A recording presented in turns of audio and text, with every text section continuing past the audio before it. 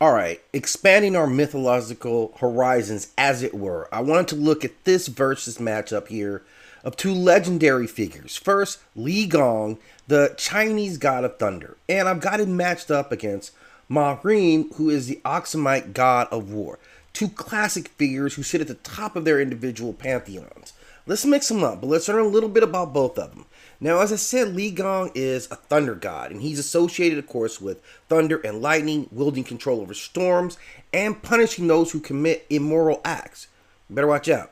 He carries a thunder drum and a mallet to summon thunder, and is often accompanied by a team of nature-related spirits, including wind, rain, and lightning.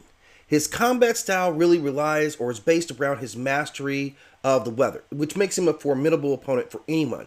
He can strike from a great distance with devastating lightning. He can create deafening thunderclaps to disorient his foes. And he can summon storms to obscure vision and to restrict movements with wind and water. His agility enhances his agility is at like a bird level. He can fly and he's very swift and kind of unpredictable. Now, Mahrem is a god of war, and he is revered as a guardian of warriors and the embodiment of martial strength. He is said to be the protector of kings. He is associated with divine warfare and is said to be a fierce and relentless combatant. His warlike nature means he excels in direct combat and strategic warfare. Now, his combat style is going to rely a lot more on his strength and prowess, his physical gifts, and his war tactics. He wields immense power physically, capable of overwhelming massive armies of individuals with his sheer power. As a warrior deity, he's going to use his divine authority to rally spirits or armies to his aid and employ advanced strategies to outmaneuver his opponents. So this is a lot to bring up. But if we look at this battle, like obviously at a range, like the Thunder God's going to want this to be at a range. That's where his real strength is, and that's going to be a tough strength to overcome. Mahrem needs this to be a close-up battle so that he can excel. So if the Thunder God, the Storm God, can keep him at distance with lightning and thunder, this is going to make it very difficult for him to get up close.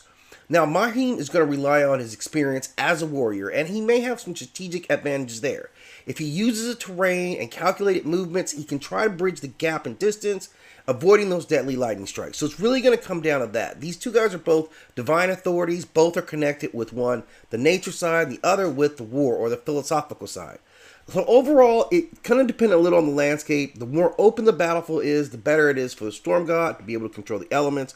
But up close quarters, tilts towards the War God. But I'm still going with the Lei Gong, 60% of the time in this battle. I feel like he comes out on top of this one.